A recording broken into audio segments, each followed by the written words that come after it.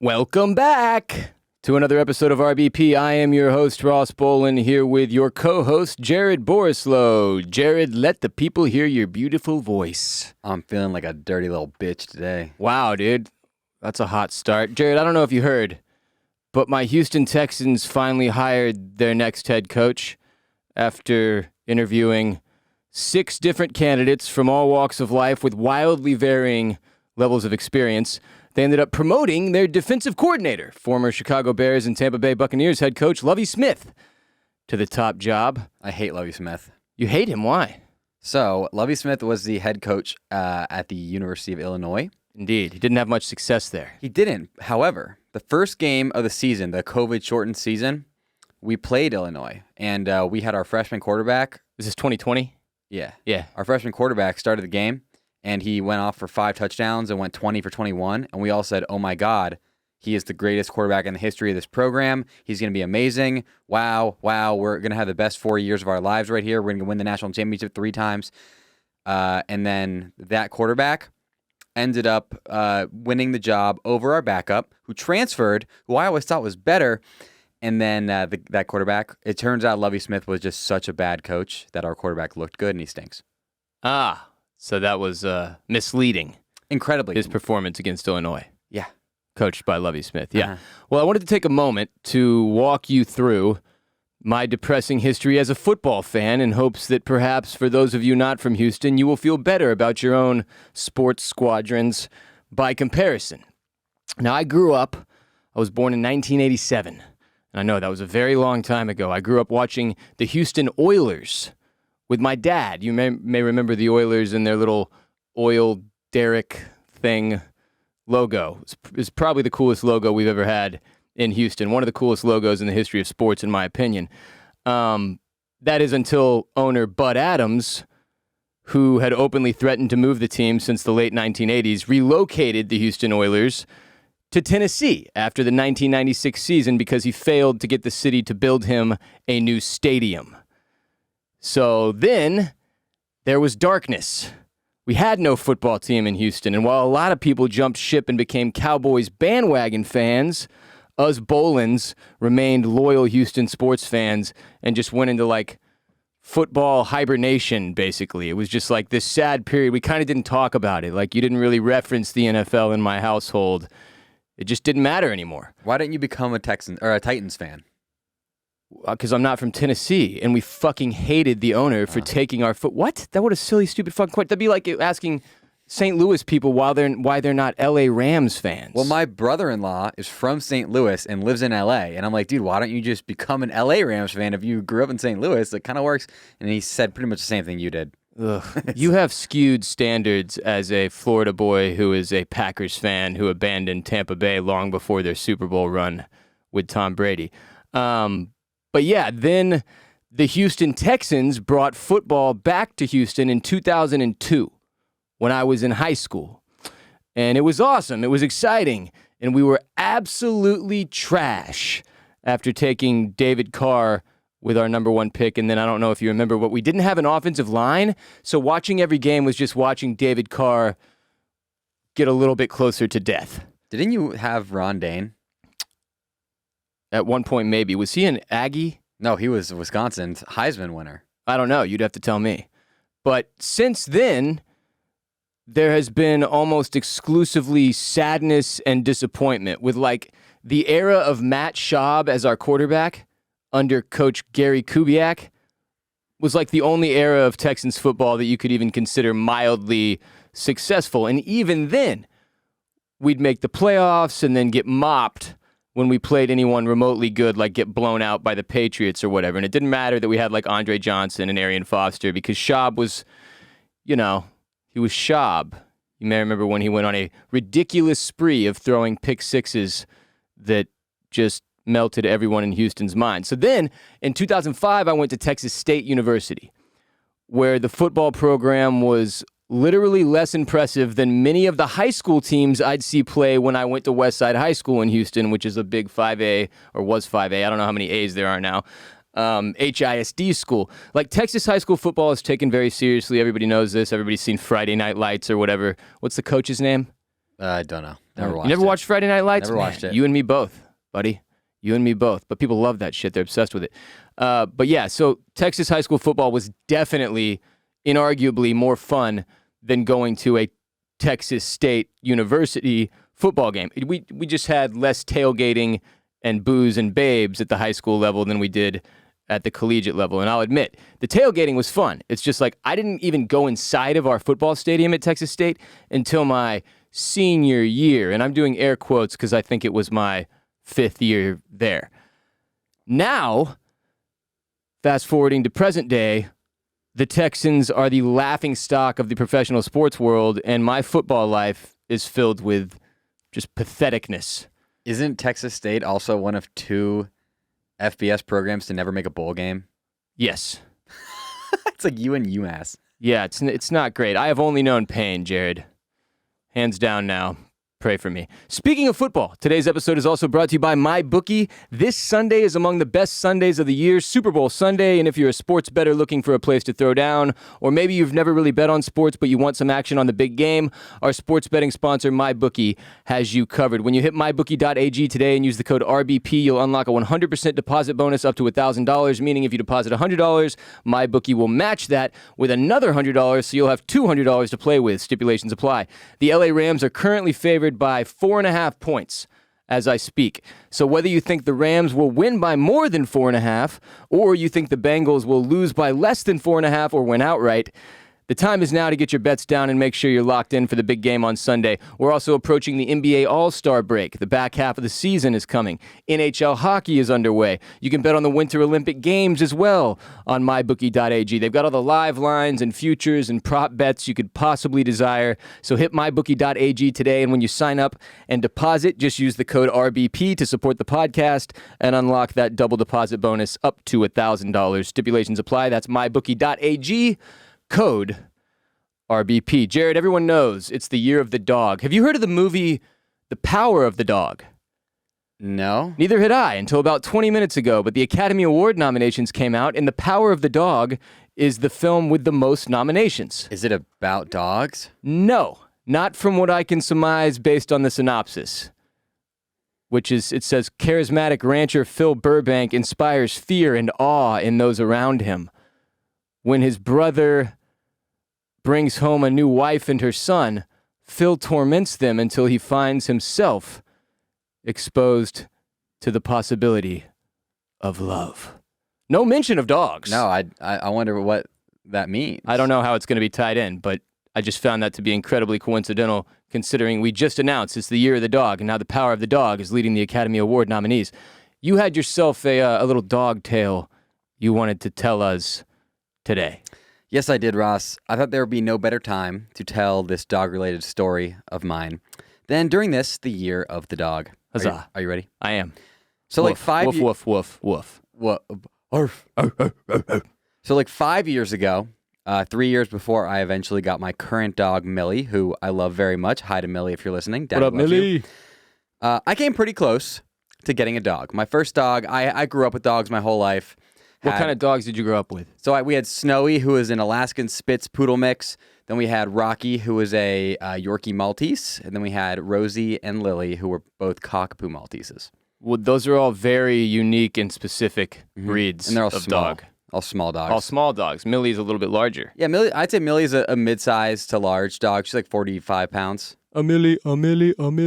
But yeah, so I had never had my own dog. It was always the family dog, right? Right. So this is like 2017 or so, like 5 years ago. I'm like, I kind of want my own dog to get a dog. You're an adult. You're living in Austin where it's legally required that you own a dog to move to the city. Everybody knows that. So I was like, okay, but I didn't have my eye on just any dog, Ross. It was a rare dog. What was it? So it was a dog of which there are currently only 600 to 700 registered in the United States. That's very rare. I know. The dog, Ross, is called the Glen of Imaal Terrier. Now, The Glen of Imaal. the Glen of Imaal Terrier. Ross, I'd like to read you some background on the Glen of Imaal Terrier from the website glens.org, which is the official website of the Glen of Imaal Terrier Club of America. Oh, these little guys are cute. I've got them pulled up on Google Images. Among the many of its treasures that Ireland has shared with the world are several beloved breeds of dogs. Among them are 4 beguiling terriers, and perhaps least known of them is the Glen of Imaal Terrier. Glen of Imaal. It has been described variously as a rough and ready Sealyham, a miniature Irish wolfhound, or a soft-coated Wheaton on short legs, etc.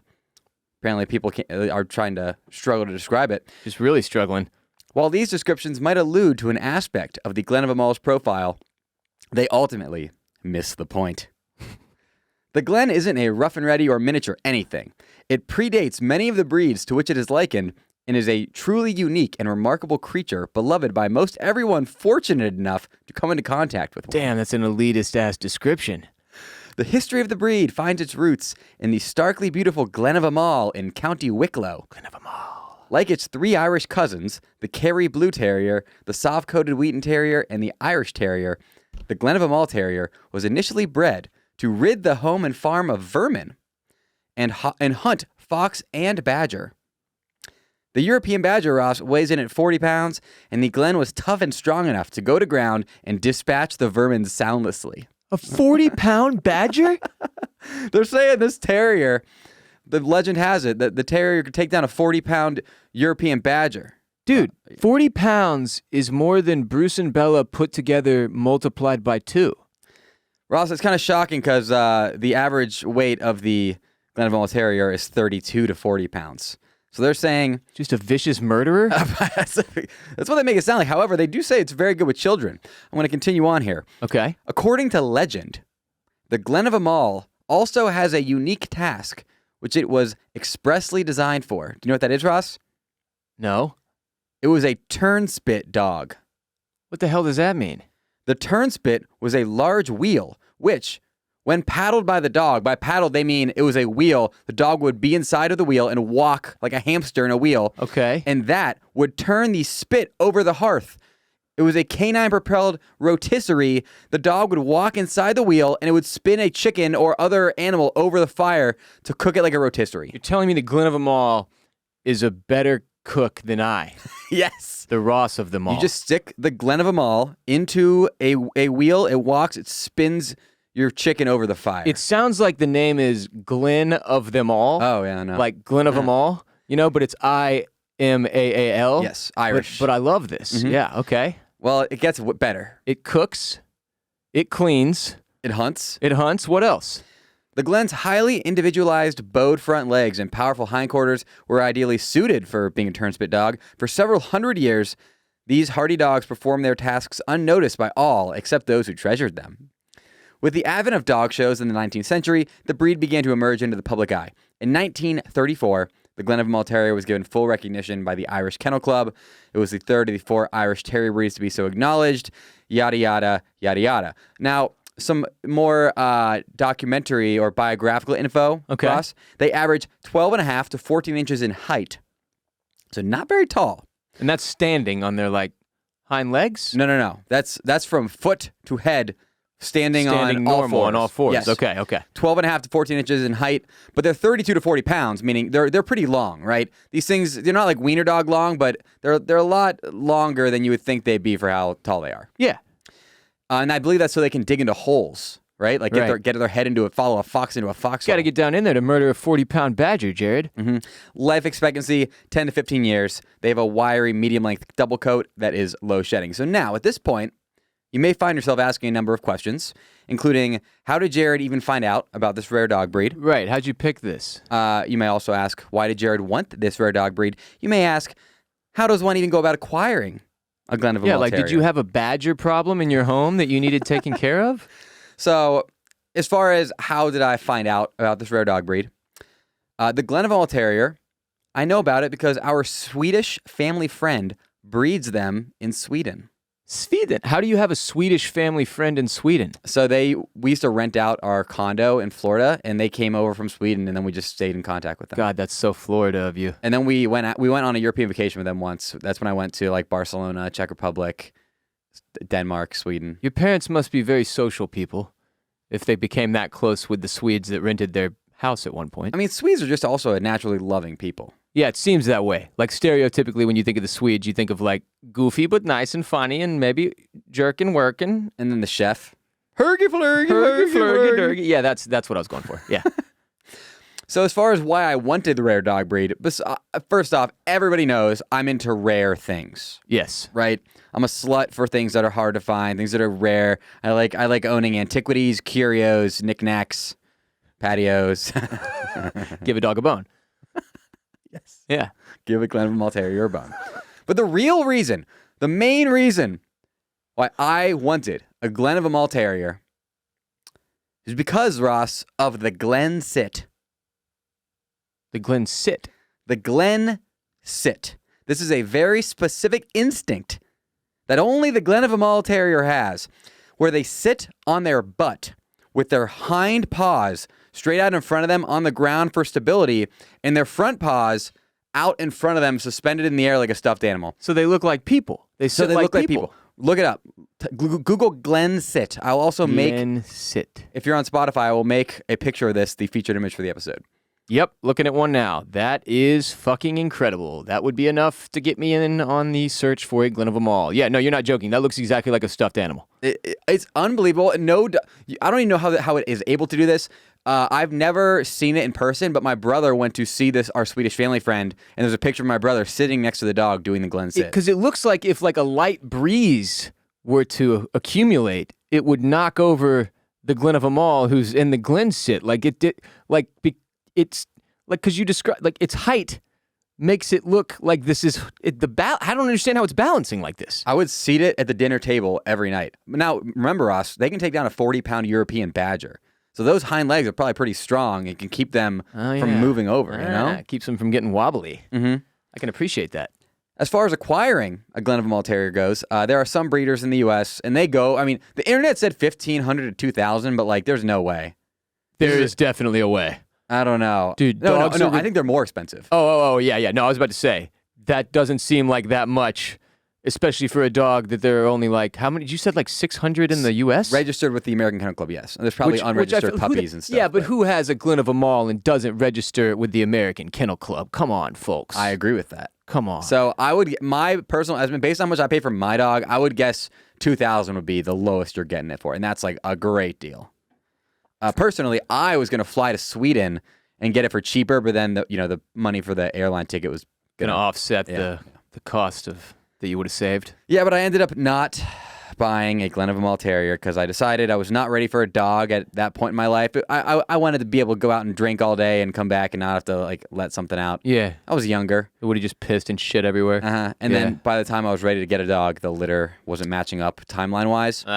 Also, my fiance, not as big a fan of the Glen of Imaal as I. You couldn't sell her on the Glen of Imaal? Do you feel like if you had done this segment in full as like a presentation for her, that you would have had a better shot? I think I might have. She's not as big a fan. She doesn't really like... her favorite thing to say is she's like, I'm not a big fan of terriers. I was like, what? Terriers is like, that's like half the dogs. What does that mean, terrier? I had no idea there were so many different types. I mean, I knew there were a few, but like to get to the Glen of Imaal terrier, you have to go down a long list. It's tough to get to the Glen of Imaal terrier, but the more dogs we get, like if we get 3 dogs, if we somehow end up with 3 dogs, like I bet I can convince my fiance to make one of them. A Glen of Imaal terrier. Ross, year of the dog. Dude, I have to say, like, you reading through that description and the all the specifics around what makes the Glen of Imaal so special from that official Glen of Imaal website. Glens.org. Like, has anybody ever spoken that highly of you as a person? No. As they do of that dog? Because nobody's ever written anything that kind about me ever. Like, they made that dog seem spectacular and so special, and I wish somebody would write something even close to as nice about Ross Bolen as has been written about the Glen of Imaal terrier. Well, Ross, if you go to glens.org, to your point, the top article, and this is for the Glen of Imaal Terrier Club of America, is the 2021 Glen of Imaal Terrier Club of America Awards presentation video, the GITCA Awards, where they honor the dogs. They honor the best Glen of Imaal terriers in the United States with a bunch of different awards. And it's just a video slideshow with a bunch of different dogs and awards they've won. But when is the last time they updated this website, you think? It looks like it was made on whatever people were making websites on in 1998. In the late 90s, right? It's really bad. It's truly terrible. Here's some of the awards. Annual recognitions. The Canine Good Citizen Award, which is won by Abby, Angus, Gunder, and Tilly. And there's the Canine Good Citizen Advanced Award. I don't know what that means, but that was won by Abby, Harry, and Poppy. Dude, one of the competitions for the Glen of Imaal is the Earth Dog competition. And that's the one where it says terriers were originally bred to go to ground after earth-dwelling animals. Glen of Imaal terriers hunted badger, fox, otter, and rats. In the early to mid-20th century, Glens participated in Irish working tests for larger terriers. During this time frame, it was necessary for Glens to achieve their certificate of dead gameness at large working terrier trials, in addition to a confirmation title in order to achieve full championship status. At these trials, the dogs had to go underground following a badger scent through a long tunnel with multiple turns, and then had 5 to 6 minutes to spar with or draw out a badger, so I assume either kill it or get it to exit its hole. When badger trials were outlawed in Ireland in the 1960s, the working requirement for a championship was eliminated. Wait, this seems... Dude, sick. Wait, did the dog ever die trying to fight the badger? I'm sure that they lost some Glen of Imaals in the battle against the badger. How pissed do you think the badger... Do they have to like tie some ropes around the badger's nuts to piss it off so it can fight the Glen of Imaals like they do for bull riding? Did they have to, like, how hard is it to go find the badgers so that they can even do this competition? Like, are there just badgers fucking everywhere in Ireland? Yeah, do they go to a zoo? This is wild. The Glen of Imaal. How about that? A new dog I had never heard of that we learned so much about today, thanks to J-Bone. I'm not joking when I say I almost got one. Like, I was like pacing back and forth in my living room like, do I get it or give it my freedom? And then I also have to go fly to Sweden and take off work. One of the main issues, like, so I never get to see Millie because you can't bring Millie on recording days, and every day is a recording day for us now because we have too many podcasts, and Millie is large and rambunctious and would like probably be tackling and humping one of these cameras right now, while the Glen of Imaal would have been just sitting in the corner on its ass with its paws out staring at us, and that would have brought weird vibes probably. Yeah, I don't know how I feel about that. We already have 2 small dogs that are usually in here with us, not today, they just went home, but usually in here with us just staring at us awkwardly if they're not sleeping, so that would have made a 3rd, and everybody knows 3 is too many. I have 4 dogs now. And I got to say, I have a lot of respect for people who go with more than 2. Because 3 is crazy, 4 is just, you're kind of asking for it. Like, last night, I've had an issue with the large Doberman named Harvey. He's a rescue dog from Hurricane Harvey that weighs 90 freaking pounds. And this dude, for the last, like, I want to say month, this just started like a month ago, every night, at 1:30 a.m., like clockwork, 1:30 a.m., he gets up, comes over to the side of my bed, wakes my ass up, and makes me take him outside to piss. 1:30 in the morning, every night. So last night, I'm like, all right, I'm going to get out ahead of this.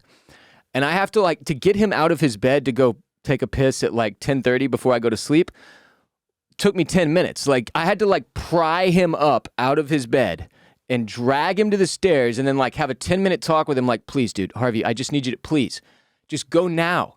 Don't wait till 1:30 in the morning. I need to sleep. Please. And it worked. I finally got him to go. So then one of the other dogs stepped up and had a seizure at exactly 1:30 in the morning. Penny did. She's fine. She has them on occasion. It's a problem, but it's also not life-threatening for her. So you just have to kind of keep her calm and anyway, she sleeps right next to my fucking head. So when she started having a seizure at exactly 1:30 in the morning, what a coincidence, my head was vibrating like I was on a roller coaster. And I was like, Jesus, fuck, what the hell is that? Oh my God, Penny, are you okay? And she's fine. Again, she's fine. But dude, it's one of the 4 acting up at all times, whether that means it's Bella trying to sneak a shit. Also, that same dog that had a seizure recently climbed up on our kitchen table and took a shit on it. On the table, which I've never seen before. No, I was impressed. I wasn't even mad. It was like Will Ferrell with the Wheel of Cheese and Anchorman. That's very new. Yeah. She usually likes to sit on the chair under the kitchen table. Right. And then she'll wait for us to leave and see if we've left food up there, and then she'll go and get it. But this, I guess she got up there and was like, well, there's no food up here. Fuck y'all, and just dropped her trousers and took a shit. She has trousers. She wears trousers? Yeah. She's like people. Did you ever watch Archer? Nope. Never watched Archer? No. People tell me I'd like it. Yeah, you would definitely like it. It's a great cartoon. But anyway, the point is, in Archer ends up with a dog that he gets really excited every time it sits like people. He's like, look, it sits like people. He thinks he's people. He says that a lot. Every time we talk about a dog that sits like people, it reminds me of Archer. Shouts to Archer. I've got a question. There are 3 cartoons now that people go, you've never seen that? You need to watch it. You'll love it. Okay. Here they are. And I need you to tell me which of these 3 I actually need to watch. Can I guess which 3 they are? Uh-huh. Rick and Morty. I've seen Rick and Morty. Oh, okay. Then you tell me which 3 they are. That was the only guess I had. Archer. BoJack Horseman. Oh, wow. Okay. BoJack. Bob's Burgers. Bob's Burgers. Never seen either of the 3. Heard they're great, but I don't know which one I actually should watch first. I watched, first of all, I would say Archer first, because I haven't seen BoJack, because doesn't that star Aaron Paul? No, it stars Will Arnett. No, I made that up. Wait, did I make that up? Is that right? No, it stars Aaron Paul, I'm pretty sure. Aaron Paul Sturtevant. His last name is Sturtevant? Voiced Todd Chavez in the Netflix animated series BoJack Horseman. Well, that's not BoJack. He wasn't BoJack. He's Okay, in he's BoJack, in I guess. Here's the only reason I know that. Aaron Paul promoted the shit out of BoJack when it first dropped, so I remember that he had something to do with it. Anyway, I never watched that because Aaron Paul rubs me the wrong way. And this is even before Westworld Season 3, Aaron Paul rubbed me the wrong way. It was when he started doing movies, and he did like not Fast and the Furious, that would have been a win. He did the racing video game one. Oh my God, I'm going to have to Google it. Aaron Paul racing movie, because it bombed so horribly, nobody wants to remember it. Need for Speed. They turned Need for Speed into a film that Aaron Paul starred in. Anyway, he kept doing really trash movies, and I was just like, I don't want to sully the good name of Breaking Bad any more than I have to. So I was just out on Aaron Paul until Westworld Season 3, where you can remember I was very stoked that they brought Aaron Paul in, who had a lot of success on TV at that point. I wasn't hating on his TV career, and then he kind of shit his pants on that show a little bit. 95% of that season is close-up of him, his face, and it looks like he's like shitting. He's like, just confused and upset. You're a robot. Whoa. But like, I love you. It's crazy. AI? Yeah, it didn't go great. So I can't highly recommend BoJack because I've never seen it. Archer, I've seen almost every season. It is phenomenal. You would love it. And what was the third one? Bob's Burgers. All right, I watched season 1 of Bob's Burgers when it dropped, and it is very, very good. It is very funny, but it wasn't like enough to get me to keep watching at that point. This was many years ago, though. Bob's Burgers is like on season fucking 8 or something. And they have a movie coming out, which is why I was wondering. The Jackass the preview for Jackass was Bob's Burgers the movie. No shit. I have a very controversial take, and I know I'm going to walk it back eventually, but I don't have to yet because it's not been proven wrong, but I know it will be. Okay. Personally, I completely understand why people like him. I have not yet found something of H. John Benjamin's that I am like, oh, I really like that. Who the hell's H. John Benjamin? He's the guy who does Bob's Burgers. He used to do that one Adult Swim school show. He did H. John Benjamin Has a Van. Oh, he's the Archer guy, too, it says. He does Archer, too? Well, this is a weird... The first question, it says people also ask on Google, and the first question is H. John Benjamin the Arby's guy? Oh, he is. He also does Arby's commercials. Yeah. As head of sandwiches for Arby's, Benjamin must let customers know about the many options they have. Like, I know that I will eventually like him. I just haven't found that thing to bring me into his world yet. What the hell? This headline says, in promotional stunt, Arby's makes actor and comedian H. John Benjamin its head of sandwiches. Yeah. I don't think I would let Arby's make me their head of sandwiches. We have the meats. Speaking of which, I heard Arian Foster, known multiple-time guest on the Ross Bolen podcast, former Houston Texans great during the era of Matt Schaub, say Arby's is like one of his favorite, if not his favorite fast food joint, which just blew my mind. That keeps happening. People, like, it's either you love Arby's so much that it's in your top 3, or you're like me, where you actively are disgusted every time you even see a freestanding Arby's. I told you about what happened around the corner, right? Yeah. There was an Arby's. It was old as shit. They rip it down. I'm stoked. This is right by the Bolen Media HQ house. Who knows what could go up? It could be fucking anything. It could be a Raising Cane's. It could be a Shake Shack. Who knows, Jared? Guess what went up? A fucking Arby's. They put up an Arby's where the Arby's once was. It's just a brand new Arby's. Brave Paradise. Put up another Arby's. Yeah. Yeah. I've only had good experiences at Arby's, but it's very low on my list, mostly because there is not one right now until that one opens up again. I'm telling you, they're still trying to hire people for it. I don't think they've opened because they literally can't find anyone to work in it because that's where we're at in America. Well, the roast beef and cheddar, though, like, on God, slaps. Roast beef at a fast food restaurant makes me uncomfortable. I will say this, the curly fries are good. But that's it. Everything else I've been to Arby's twice in my life, and then I was like, I swear on my dead relatives, I will never return to this godless hellhole of a fast food joint. It's just not even close to the top of my, like, there's like 6 other fast food restaurants I would like to hit beforehand. And one of them is going to be close by, geographically.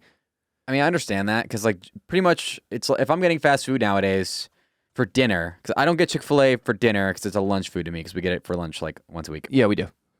I mean, it's delicious. Whataburger, McDonald's, Taco Bell, Raising Cane's. I think of it differently than I do Chick-fil-A. This is your top tier. This is like right now at this stage of my life. The ones you hit. If I'm going to get fast food, it's going to be, and it's a chain, national chain fast food, Taco Bell, Whataburger, McDonald's, and Raising Cane's. See, okay, I'm looking at the... And Wendy's. It used to be Wendy's. They changed their fries. I do not go to Wendy's anymore for the time being. Wendy's nuggets, very good. Nothing else there is appealing to me. But I do like the nuggets at Wendy's almost as much as like the nuggets at McDonald's, which are goated and might not be actual chicken. Or maybe I think they're more chicken now than they've ever been, which is a huge step in the right direction. Jared, I'm looking at the Arby's menu right now, and this is the main reason like that I don't go to Arby's, can never go back to Arby's. I'm genuinely disgusted by Arby's. It's like it's a visual issue. It's like a marketing problem. Like I once spoke on this show of a Mexican restaurant, a Tex-Mex place. I think it was just Mexican. I don't think there was any Tex in it. In San Marcos, Texas, which I guess makes it Tex-Mex. Their menu had a fucking picture of every thing that you could order, and they were numbered like 1 through 60. So there's like 60 pictures, and then one of them was the whole fish, and it was just a picture of a plate with a fucking fish on it, and like raw looking, not like cut up or prepared or anyway. Like that's what the Arby's menu reminds me of, because I'm looking at it now, and it's just not appealing. Like, look, the brisket, bacon, and beef dip meal. It's not a name. I'll tell you each of the ones that looks like it's an abused vagina. Brisket, bacon, and beef dip meal. Greek gyro meal. Is that how you pronounce it? Gyro. Gyro meal. No, but who the fuck? Who would ever know that if there wasn't precedent? Roast beef gyro meal. Roast turkey gyro meal. Corned beef Reuben meal. These are all the vagina-esque ones, abused vagina. And that's about it as far as the vaginal foods go. But nope, sorry. Half-pound beef and cheddar meal, double beef and cheddar meal, classic beef and cheddar meal, classic roast beef meal, double roast beef meal, half-pound roast beef meal. Why do we need so many of these? Smokehouse brisket meal, classic French dip and Swiss meal. Now, all of the ones I just named look almost exactly the same with varying heights and widths to them. And it's like, what the hell is this?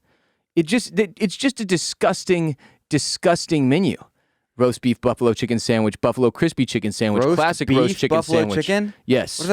What does that even mean? No, it just says roast buffalo chicken. Sorry, excuse me. Okay. Roast chicken bacon Swiss sandwich meal. Chicken bacon Swiss sandwich meal. Like they were like, we can do more varieties. Why wouldn't we? Let's do as many as we can. And anyway, none of it looks really good to me. I'm just not an Arby's guy. Crispy fish sandwich. The crispy fish sandwich, the fish is too big. There's too much fish. It doesn't fit within the sandwich. I like that though. It means you're getting a better deal. What if they just made everything the size of the sandwich? You know. I still haven't had a Filet-O-Fish. I've been meaning to. From McDonald's? Yep. Why have you been meaning to? Because we talked about it on the show. Because so many people are going, hey, it's actually the best thing they have. You just need to get over the mental hurdle of ordering a Filet-O-Fish. Okay, I could be talked into that. I'll do it with you at some point this week.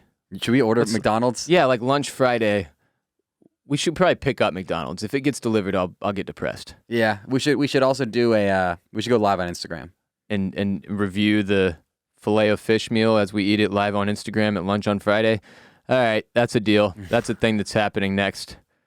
How did we even get to this? Weren't we talking about dogs?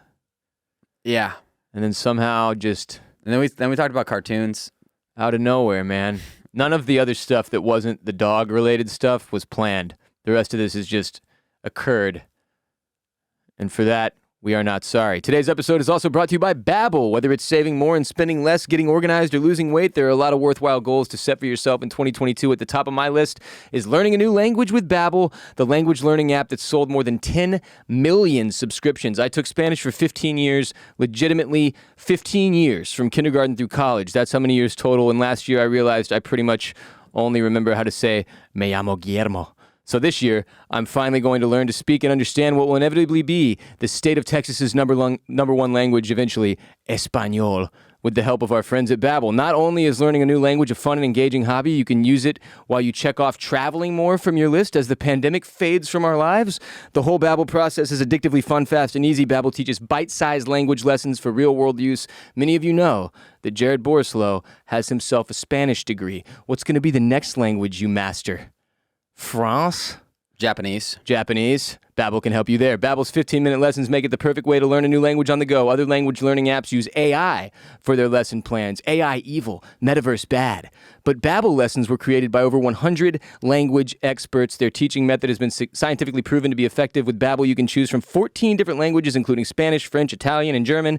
Plus, Babbel's speech recognition technology helps you to improve your pronunciation and accent. Oftentimes, if you're using an app or a book to try to learn a language, you're missing out on some of the subtleties of how things are supposed to be pronounced. Babbel helps you avoid that.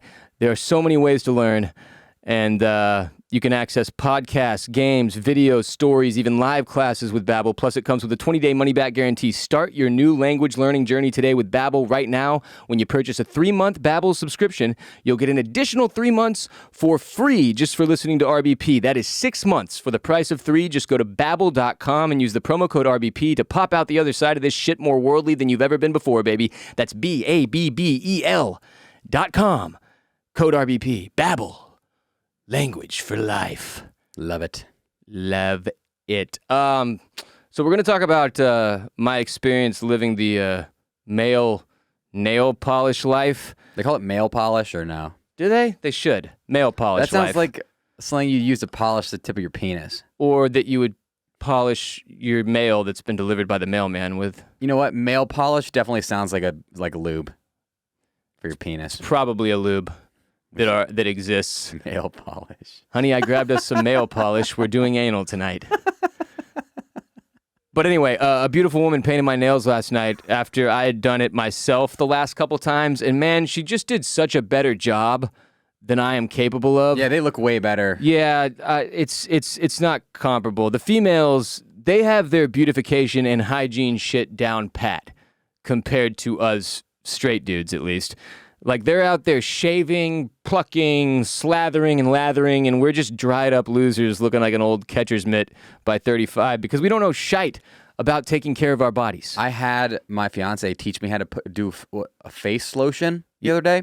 Like, you still don't even know, like, quite what it was. You have it's to like a fucking facial lotion? You have to, like, wash your face first. Uh-huh. And then you put stuff on it. And you put stuff on it, and then you, like, dab the stuff dry, and then you do... Did you do a facial, Jared? Was it a facial? And you just don't want to say facial because you don't want to make it sound like someone came on you? No, it was literally... Have you ever done a facial? When they put like mud and stuff all over you? Not jism? No. Would you like a facial? Right now? Yeah. Oh, yeah. It sounds like... You make it sound pretty nice. No, I've never done that thing where they put the cucumbers over your eyes. Yeah. Okay, so I've only done that a couple of times. And it's really weird. But man, like... You glow afterward. It's one. Okay, here's a little thing I learned over the past 5-10 years.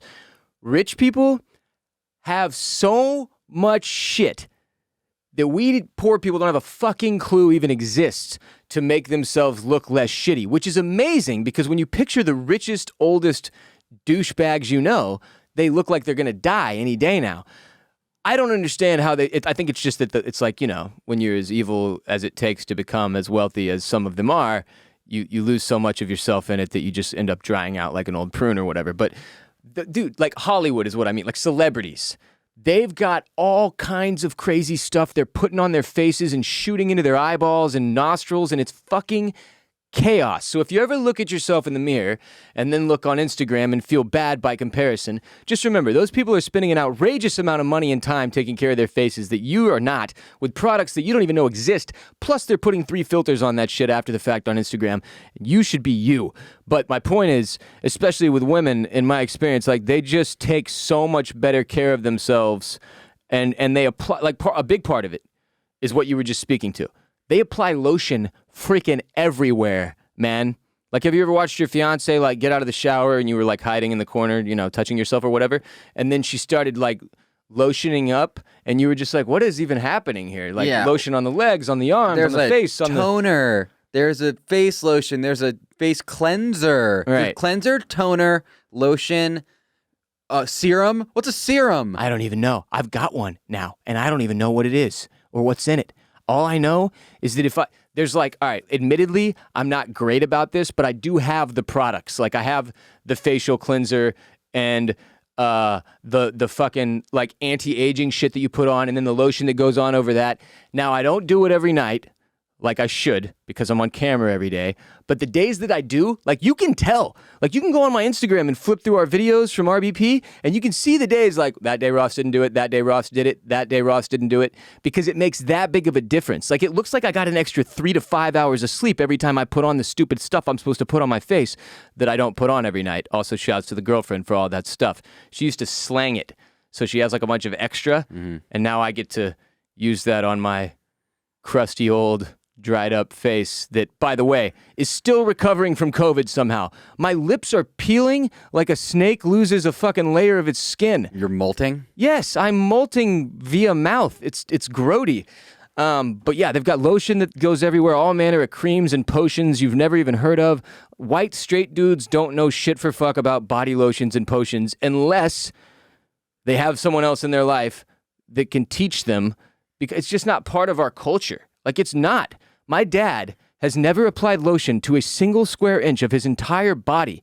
And in fact, I think he would rather scrub off the dead, dried up skin, which I've seen him do to his feet in bed, now that I'm thinking about it, which couldn't have been good for his marriage, which is probably why my parents got divorced. But he would rather do that than, like, just apply some lotion and keep that from occurring. Can I use that as a jumping off point for a take of mine that, you know takes that you're like, I'm intentionally not looking up the science behind this because I just trust it so inherently that I don't want it to be disproven? Yes. I think that the more lotion you use, the more dried up you get? Not necessarily that. For example, I think if I never use lotion, my face will be better in 50 years than if I use it every day. Because if I stop using it 25 years in, those other 25 years, it's like, where's the lotion? Where's the lotion? And then my aging is going to So you think faster. Your skin would get addicted to the moisturizing? Yes. And that when you take it away, you're even worse off than you would have been if you had never put it on in the first place? Yes. I agree. That's how I feel. Have absolutely no science or reputable opinions to back that up outside of you and I's. But we have to be reputable on some level. If people are upset with Joe Rogan, known podcaster, for spewing takes that he thinks, that people think could actually ruin lives, then you and I have to be reputable on some level, because we too are podcasting and spewing takes that could at the very least ruin people's faces. We're going to get deplatformed by the United States Skin Health Alliance or something. Skelth? Maybe they call it that. Skelth. That sounds like what the United States Skin Health Alliance would be called if it was in the MCU. Yeah. Yeah. Anyway, it just, like, the other thing that's always blown my mind about the females is, like, you get in my shower, right? And there is a shampoo, there is a conditioner, and there is a body wash. Historically, that was it. Now, for example, when I go back to Houston and then I get in my mom's shower by myself, not with my mom, and just to be clear, there are like 47 different bottles of stuff. Like, there's things that you can put in your hair that I didn't even know existed, and all kinds of shit. And it's the craziest thing. It's all incredibly expensive. But, like, women have like 726 products in the shower compared to your triple combo shampoo, conditioner, and body wash that you use, Jared. Somebody had a really good tweet. It might have been Boosh. It was like, shouts to Boosh. Shampoo, conditioner, body wash, pasta sauce. Pasta sauce also? Like a bunch of different Oh, and then guys a bunch of using other things that rhymed. like an 11-in-1 thing. Yeah, because that's how we are. And it's also cheaper to be how we are than it is to be how they are, which is to be knowledgeable about the things that your face and hair and body need to be pretty and taken care of and clean. Yeah, usually I would be able to tell people kind of like what you actually do have in your shower. Except usually when I'm in your shower, my face is always pushed up against the glass. Yeah, it's problematic. You can't see shit in there. It's also steamy, I turn it up real hot before I throw you in there so it'll scold you. Scold you? Scald you. Both. Scald. Both. Yeah. Both. It's the scalding is a scolding. Now, a weird shower of the world would be the Bolen Media HQ guest shower, where all of the random shampoos and conditioners that I ended up not using all of over the years have just been shoved. So there's like 17 different options, but it's the opposite of your girlfriend or mom's shower in that not a single one of them is high-priced or quality in any way, shape, or form. It is what it is. That shower, we're all happy it can't talk. The stories that thing would tell. Oh, didn't it used to drain to the ground? It still does. At one point, there was an issue with potential leakage in that guest bathroom, and I had a guy come in, a plumber. I'm assuming he was a plumber. I think I probably called a plumber. I hope it was a plumber. Could have just been a vagrant. And I was like, hey, man, figure out what's happening over here. And he was like, yeah, so here's the deal, man. When you go through this little door here, it's like a side, like a storage cabinet in the hallway. He's like, see down there? And I poke my head in. He's like, tell me what you see. And I was like, that would be the ground underneath my house. That's dirt. He was like, yeah, so that's what's underneath your bath. And I was like, why the fuck is there no floor here? What the hell?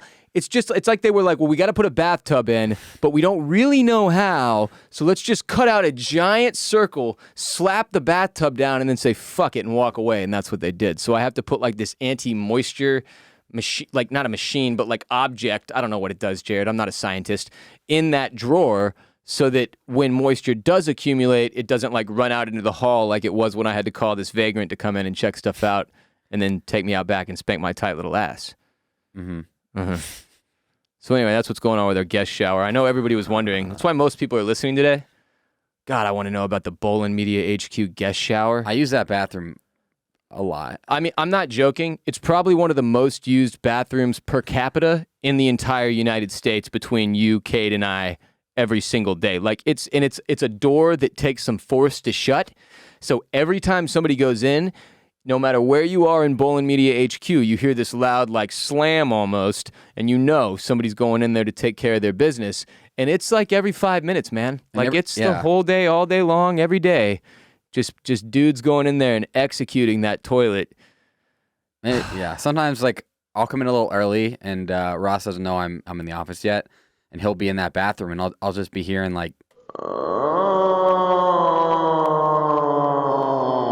That's 3 this week. That's got to be our record so far for that. Actually, no. I think the first time you used it was on Patreon, and there were 6 of them in one episode. It was the Moan Zone. Oh, yeah, it was the Moan Zone. If you didn't hear the Moan Zone, you're missing out. You need to go to patreon.com/Ross Bolen podcast today. But do you ever catch shit from your fiance about, taking care of yourself hygiene-wise? Uh-huh. In what capacity? I mean, Like your toenails? I'm generally pretty good about the nails. And the toenails? For me, as you know, I'm a sweat boy.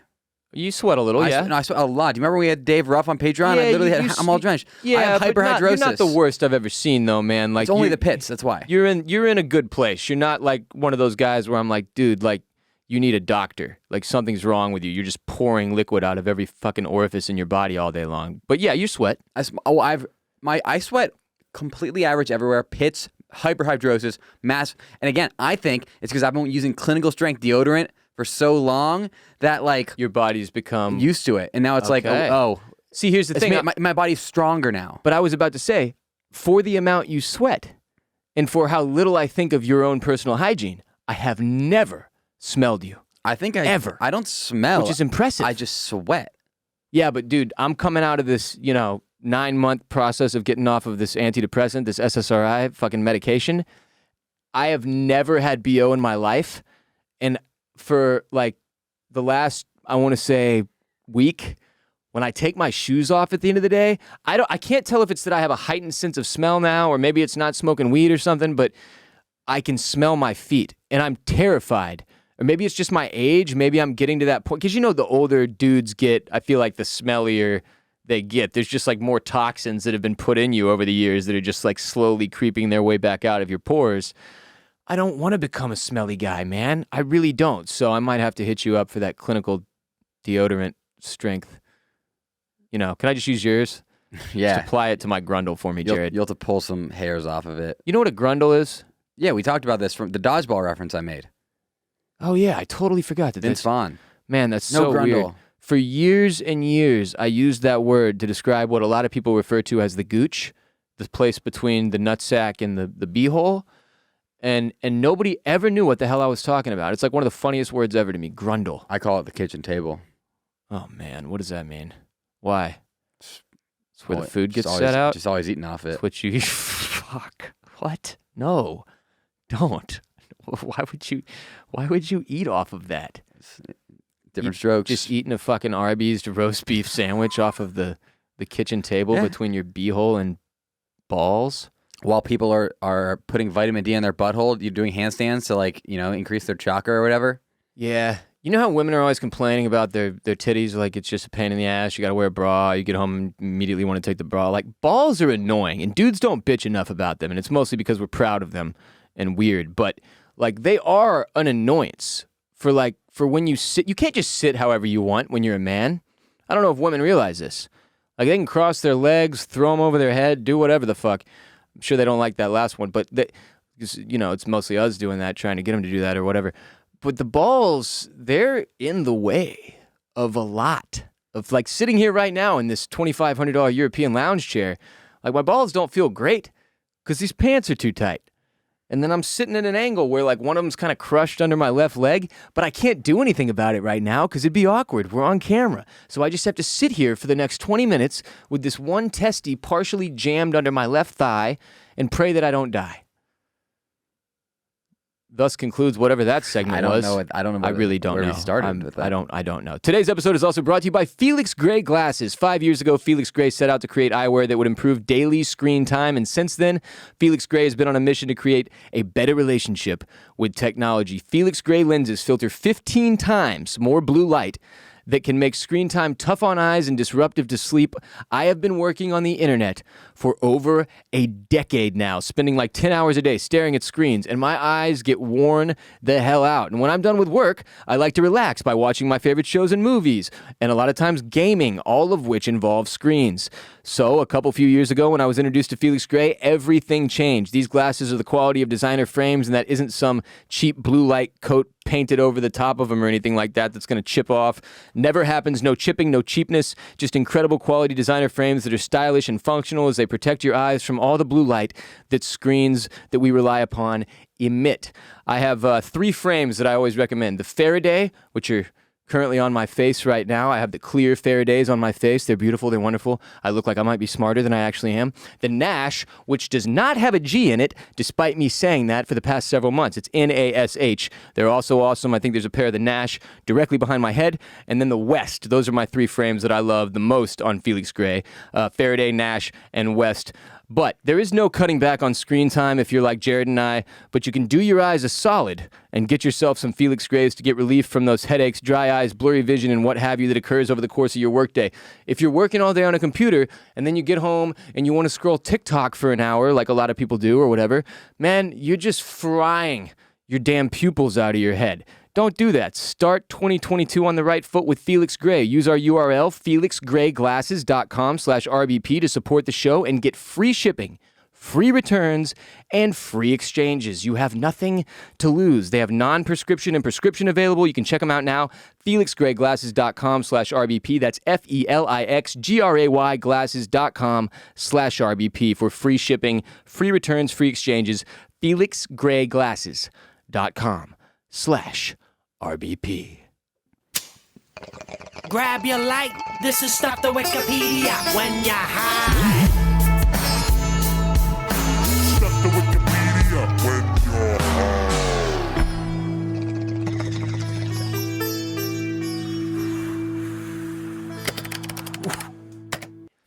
All right, today's Stop the Wikipedia when you're high is Jose Salvador Alvarenga. Or, in Gringo, Jose Salvador Alvarenga. Did that help? Yeah, I actually didn't know what you were saying. Yeah. He's a Salvadoran fisherman and author who was found on January 30th, 2014, and I love this, at age 36 or 37. What, did he forget his fucking birthday? On the Marshall Islands after spending 14 months. That's a year and 2 months, Jared. Adrift in a fishing boat in the Pacific Ocean beginning on November 17th, 2012. Did you ever hear this story? This is not that long ago. This is, you might be able to do this math. 2022, 2012, that's a decade. I've heard somewhat about it, but I don't know the details. Okay, so this dude survived mainly on a diet of raw fish, turtles, small birds, sharks, and rainwater. He swam to shore at Islet, Islet, I-S-L-E-T. Islet? Islet. You slut. A small island that is part of Ibon Atoll on January 30th. Two locals, Emi Libokmeto and Russell Lakaidrik, found him naked, clutching a knife and shouting in Spanish. He was treated in a hospital in Majuro before flying to his family home in El Salvador on February 10th. Alvarenga's story was heavily reported worldwide despite initial criticism from skeptics. He was the first person in recorded history to have survived in a small boat lost at sea for more than a calendar year. So let's get to the story of what happened. Alvarenga set out from the fishing village of Costa Azul off the coast of Chiapas, Mexico on November 17, 2012. He's accompanied by a 23-year-old coworker whom he knew only as Ezekiel. He's your coworker, and you what do you mean you don't know his fucking name? Alvarenga, and it'd be like if I was like, yeah, I don't really know my co-host. His name, I know him as Jared. I know him as J-Bone, but who knows what his actual name is. Did he eat Ezekiel? Is that where this is going? Oh, we're going to find out. Alvarenga, an experienced sailor and fisherman, was intent on a 30-hour shift of deep-sea fishing during which he hoped to catch sharks, marlins, and sailfish, but his usual fishing mate was unable to join him. He arranged instead to bring along the inexperienced Ezekiel Cordoba, with whom he had never worked or even spoken and only knew by his Christian name. How is he a coworker then? Wikipedia, that's a question for you. Shortly after embarking their boat, a 7-meter, 23-foot, topless fiberglass skiff equipped with a single outboard motor and a refrigerator-sized icebox for storing fish, was blown off course by a storm that lasted 5 days, during which the motor and most of the portable electronics were damaged. Though they had caught nearly apparently 1,100 pounds of fresh fish, the pair were forced to dump it overboard to make the boat maneuverable in the bad weather. Alvarenga managed to call his boss on a two-way radio and request help before the radio's battery died. Having neither sails nor oars, no anchor, no running lights, and no other way to contact shore, the boat began to drift across the open ocean. Much of the fishing gear was also lost or damaged in the storm, leaving Alvarenga and Cordoba with only a handful of basic supplies and very little food. A search party organized by Alvarenga's boss failed to find any trace of the missing men and gave up after 2 days because visibility was poor. Just want to say up front, if I ever go missing and you fuckers give up on me after 2 days, I'm going to come back and haunt your ass. I just want you to know that up front. Alvarenga managed to catch... As days turned into weeks, Alvarenga and Cordoba learned to scavenge for their food for whatever sources presented themselves. Alvarenga managed to catch fish, turtles, jellyfish, and seabirds with his bare hands, very castaway. And the pair occasionally salvaged bits of food and plastic refuse floating in the water. They collected drinking water from rainfall when possible, but more frequently were forced to drink turtle blood or their own urine. Neither of those feels like a great option. Well, if we mix them together, it's kind of like a Miami Vice. We've been boiling our drinking water for, 3-4 days now? And I got to say, at this point, turtle blood and my own urine are both starting to sound all right, because I'm never patient enough to let the boiling water sit for long enough to get cool. I just drink boiling water, pour it directly into my gullet. According to Alvarenga, Cordoba lost all hope around 4 months into the voyage after becoming sick from the raw food, and eventually he allegedly died from starvation by refusing to eat. Alvarenga has said that he contemplated suicide for 4 days after Cordoba died, but that it was his strong Christian faith that ultimately prevented him from doing so. Alvarenga claims that Cordoba made him promise not to eat his corpse when he died, so Alvarenga kept Cordoba's corpse on the boat and even spoke to it. He kept it I've joked with you that if you pass, I will sit your corpse in that chair and continue to do the show as if you were still alive. This is what that guy did, except in close quarters on a boat, like talking to a corpse. So After 6 days, Alvarenga realized his descent into insanity, talking to a dead guy, and threw the corpse overboard, according to Alvarenga. He also stated that while at sea, he frequently dreamed about his favorite foods as well as his parents. He claimed to have seen numerous transoceanic container ships while drifting alone, but was unable to solicit help. He kept track of time by counting the phases of the moon. That's always fascinating to me. If you've ever seen Count of Monte Cristo, the dude keeps track of how many days he's been in there by scratching it into the wall. I would never attempt to figure out how long I had been there. Feels like it would make it significantly shittier to know exactly how many days or moon cycles, which that I could absolutely not do. And once you're losing your mind and talking to a dead guy, haven't you probably fucked up the count? How did the seagulls not eat the dead guy? Well, he threw him overboard. They probably did when he was floating off. It's not the best thing to do with a body. He kept the body on board. And then he threw it overboard after he started to realize he was losing his mind. So after counting his 15th lunar cycle, he spotted land, a tiny desolate islet, which turned out to be a remote corner of the Marshall Islands. And on January 30th, 2014, he abandoned his boat and swam to shore where he stumbled upon a beach house owned by a local couple, which is funny to me. His journey lasted 438 days. The length of his voyage has been variously calculated as somewhere between 5,500 and 6,700 miles out on the open ocean. Alvarenga's parents, who had not been in contact with him for years, had feared he was dead long before he went missing, and they were overjoyed to discover he was still alive. They didn't even know he was out on this voyage and that he went missing, and then he came back and was like, I did it! And they were like, oh shit, we thought you were dead a long time ago. You went on a voyage? The implausibility of someone surviving so long at sea on a small craft led a number of commentators to doubt Alvarenga's story. So the haters and doubters were out and about when Alvarenga returned, and they were like, bullshit. I mean, it's kind of a long time. Yeah, but what did they think he was doing? Hanging in Vegas, shooting craps, and then he just was like, all right, I got to set this up like I was gone this whole time. We could have easily murdered Ezekiel. Well, that part, it turns out, might still be up for debate. Because, let me continue. Tom Armbruster, tight name, the United States ambassador to the Marshall Islands, acknowledged that it seems implausible for someone to survive for 13 months at sea, but that it's also hard to imagine how someone might arrive on Ebon out of the blue. Certainly this guy has had an ordeal, he said, and has been at sea for some time. Norman Barth, also of the American Embassy in the Marshall Islands, did the initial questioning of Alvarenga upon his arrival in Mahuro and found him to be truthful. The Guardian's Joe Tuckman argued that the fact that a fishing boat had been reported missing on November 17, 2012, lines up with Alvarenga's claim that he went to sea the following month and that this supports the view that, quote, at least some of his story holds up, end quote. I feel so bad for this dude if it's all true. In addition, Eric Van Siebel, an oceanographer at the University of South Wales, said that it was entirely possible that sea currents could carry a boat from Mexico to the Marshall Islands, which is what Alvarenga is claiming occurred. He also estimated that such a trip would take about 18 months, but that 13 months was still plausible.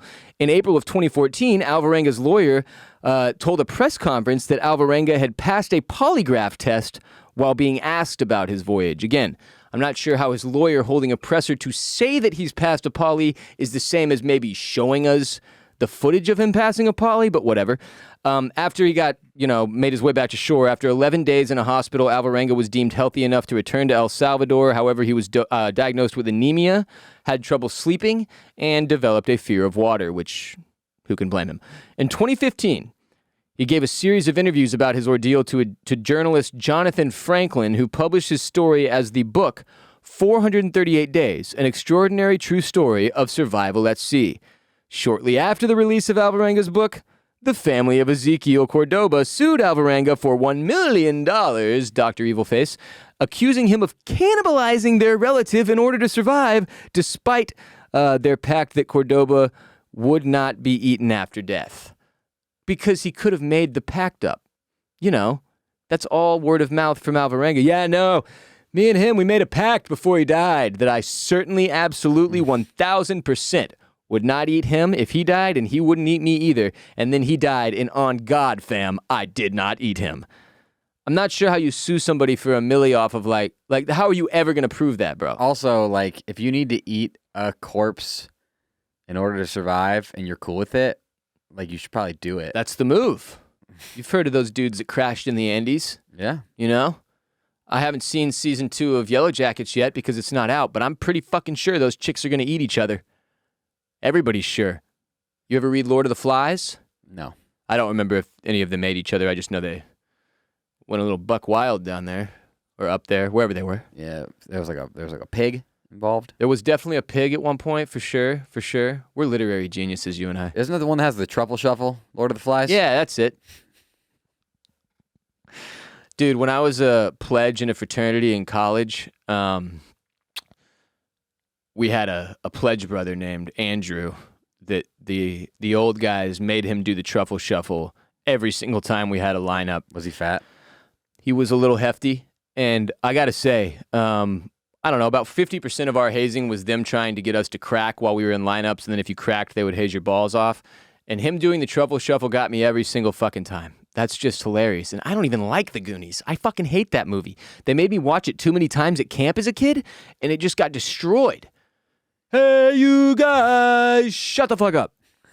Shut the fuck up. Anyway, Alvarenga's lawyer denies that he ate Ezekiel. But he probably did. I would expect him to. I'd hope he did. The man was drinking turtle blood and his own piss, and you're telling me he dumped the only reasonable food he had on the boat overboard because he got sick of talking to it? I don't understand the whole thing. Are you allowed to drink piss or not? I need a definitive fucking answer on if I can drink my own piss if I'm in a survival situation. Well, I do it because it's sterile and I like the taste. Another dodgeball reference. But I'm serious. If I'm stuck on a boat like this dude, besides turtle blood, if I want to switch things up, can I drink my own piss and have it not be more bad than good? I think you don't have a choice because you can't drink the salt water because that'll dehydrate you even further, right? So you got to try something. And surely your body's filtering out some of, well, no, that's how piss works. That's the stuff it But there's water out. in the piss. Can I like put the piss in a jar and wait till it settles, all the stuff goes to the bottom? Does that work like that? I don't know. Like oil in water, that works, but I don't know if with piss. I know you can make a solar still. I learned that from Bear Grylls, Man vs. Wild, a.k.a. Man vs. Wild during the day and then a hotel room at night or whatever. Why you got to do Bear like that, man?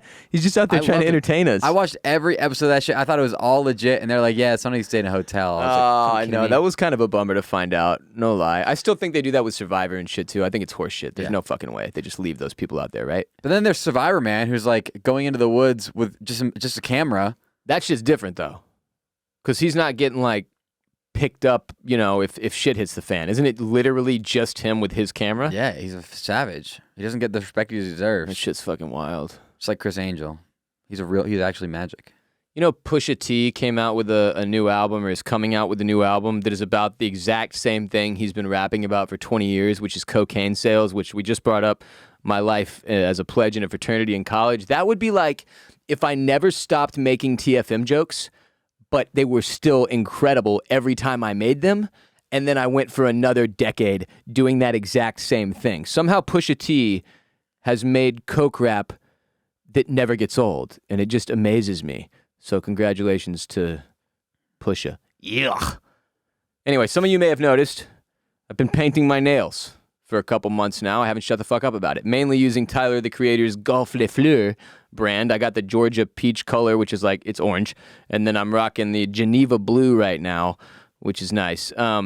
Aside from routinely being called homophobic slurs and regularly having people comment on our social media, why the hell are your nails painted? These are my main takeaways from living the nail polish life so far. Number 1, nail polish lasts a lot longer than I expected it would. And maybe that's just credit to Tyler, the Creator, for making such a high-quality product. But I'm pretty sure it's like, here's what's weird. When you paint your nails, you get some on your fingertips or whatever sometimes. You miss a little bit, Well, that comes off fairly easily. Like, you don't even have to worry about it. You just wash your hands and it'll be gone in like a day or two or whatever, and it looks like you only got it on your nails. But it stays strong on the nail, whatever that is. What's it called? What are our nails make? Something, Keratin. That's what it is. That's the word I was looking for. I still don't know if that word's correct, but the fact that we were both thinking of it, it has to be partially correct, right? And I prefer carrot top, but keratin is second. Gets it done too. So anyway, my point being, the orange that I had on prior to doing the blue last night, that shit lasted like a month. Like the 103-degree fever I got with COVID didn't affect the nail polish at all. Did it chip though? A little bit, yeah, eventually, especially if you're doing all the wild and crazy things I am, like rock climbing and skeet shooting and shuffleboard and making sweet, passionate love with which your nails are routinely used. But yeah, so you got to be a little careful, but they really are more resilient than I ever imagined. Number 2, it has definitely helped me stop biting my nails some. Not all the way. Like, I'll still catch myself sometimes, but when I do, I feel shame because I'm like, bro, you're going to fuck up your nails and you're going to have to... Like, when you have to do this, it's a pain in the ass. You got to get acetone, you got to clean all the color off your nails, and then you got to repaint them, and then you can't fucking move for like 20 minutes while they dry, which sucks. I am ADD and probably have restless arm, leg, and head syndrome, and I don't like sitting still. I go crazy. So I don't want to have to do that again. So when I bite my nails now, I feel shame, and it helps. So my nails and hands look better right now than they probably have in 5 years at least. Like, Yeah, like but why are your nails painted, bro? it's working. But dude, what's with your nails? Why are they painted? But yeah, so my hands overall look significantly better. Plus, I have more color in my life. I've got a question. Mm. Do the nails match the drapes?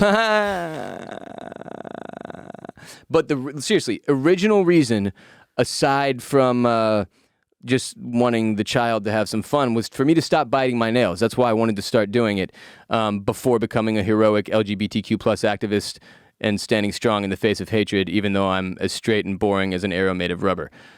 Number 3, I for sure notice people looking at my hands a lot. Like when I went to buy some nicotine pouches yesterday at the gas station, the dude was looking down at the counter when I like slid the little can up there and set down the product, and he saw my hands, and then he looked up at me and was like, what the fuck? Like almost said it out loud. And I was like, come on, man. Like, he was like 60 years old though, so it is what it is. But the biggest takeaway for me has been how much time and energy we waste as human beings hating on other people and what they do.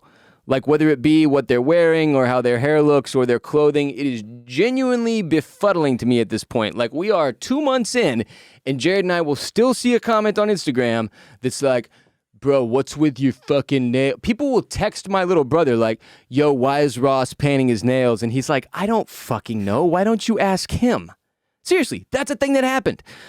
I don't understand it. It's like, why do you care? I want to know Focus on yourself. You look like shit. I want to know what their possible list of instigators is for a while. Like, what do they want your brother to say back to them? Right? Like, what they're hoping. What? Like, yeah. I don't know. That's what's strange about it. It's like, what's the best case for you? Yeah. What would make them feel happy with the response? Oh, Ross is gay and he paints his nails now, or like, what is it that you're looking for? I don't really know. It just doesn't make sense. Be it. It's just bizarre. They're hoping that I've come out of the closet and that's the reason for my nails being painted, not that just I'm an eccentric podcasting nut job. Mm-hmm.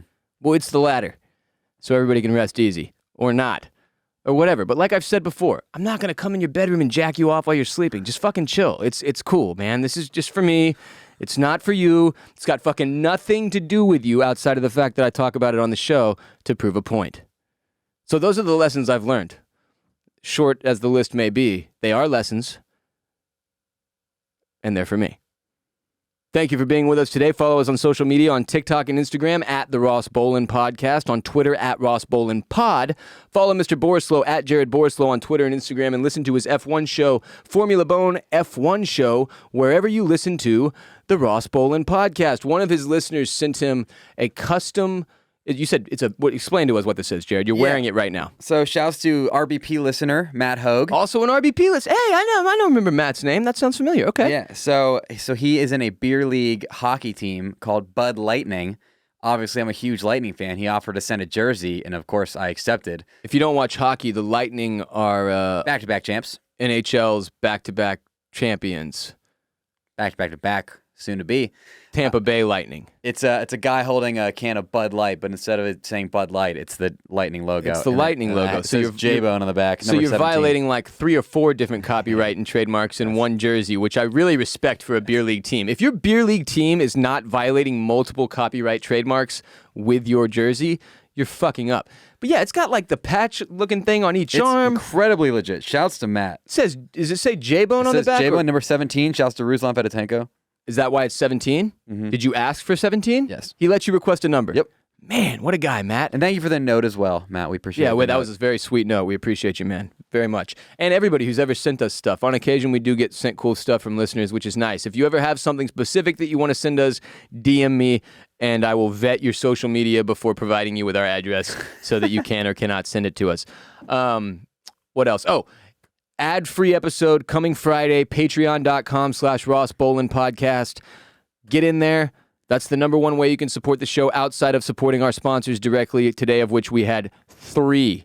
Remember, Babbel.com, code RBP, FelixGrayGlasses.com/RBP, and MyBookie.ag, code RBP. But to support us directly without having to make any other additional purchases, you can go to patreon.com/Ross Bolen Podcast and pledge a minimum of $5 monthly toward our show, which we will use to help this company grow. And in exchange, you will get an ad-free episode on Fridays. You get columns like the January 2022 / all of 2021 recap that I wrote that's like 1,700 words for our patrons last week. You get mental health minisodes, one of which I recorded today, talking for like almost 45 minutes, actually. It didn't end up being that many, about my journey getting off of antidepressants and SSRIs.